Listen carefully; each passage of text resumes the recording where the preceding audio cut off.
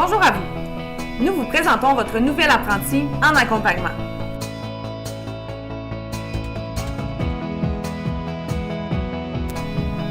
En tant qu'accompagnateur, il se peut que vous soyez confus face aux différentes responsabilités que comprenne ce rôle.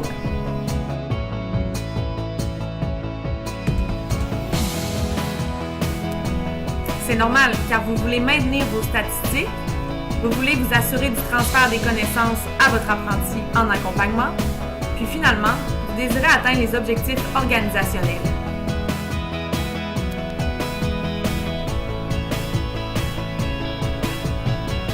Mais ces inquiétudes, c'est du passé. Grâce aux trucs et astuces pour accompagnateurs.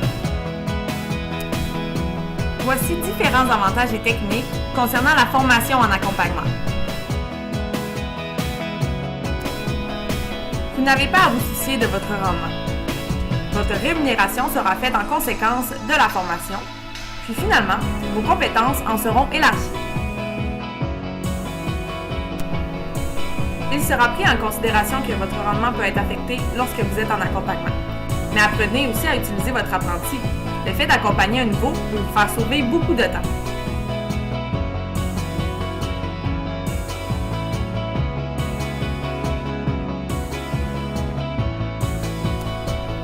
Vous êtes payé à l'heure, alors pourquoi ne pas prendre le temps de bien montrer à votre apprenti comment faire les choses? Votre paye ne dépend pas de la vitesse à laquelle vous allez. De plus, vous serez payé en conséquence. Nous vous demanderons d'évaluer votre apprenti et vous serez rémunéré pour le faire.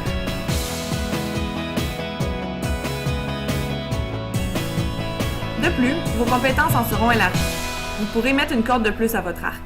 Vous développerez ainsi vos talents de communicateur et de formateur et vous ferez connaître sous un autre angle que celui de technicien ou câbleur.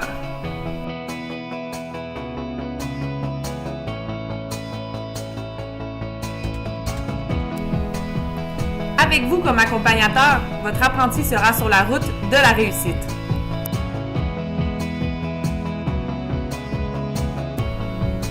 Mais il faut s'assurer de comprendre les 4 clés de la formation en accompagnement, soit la communication, l'écoute, la validation, puis la pratique.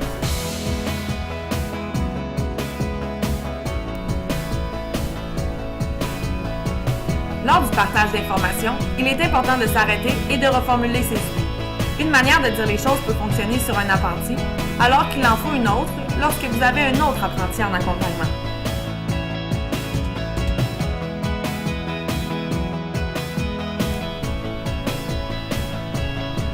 Un accompagnateur doit absolument être à l'écoute de son apprenti.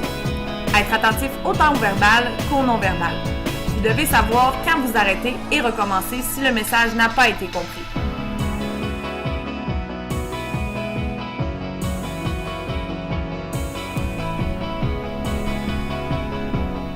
Prenez aussi un moment afin de valider que l'information que vous avez transmise à votre apprenti s'est bien rendue. Demandez-lui de reformuler ce que vous lui dites ou encore, faites-lui des mises en situation afin de valider qu'il a bien assimilé la matière que vous lui avez enseignée.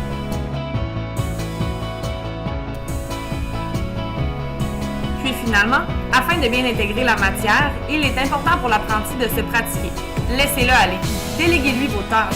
Donnez-lui vos entretemps. Faites-le transporter votre échelle et matériaux. Faites-lui faire les branchements et autres. Profitez du fait que vous avez quelqu'un pour vous aider.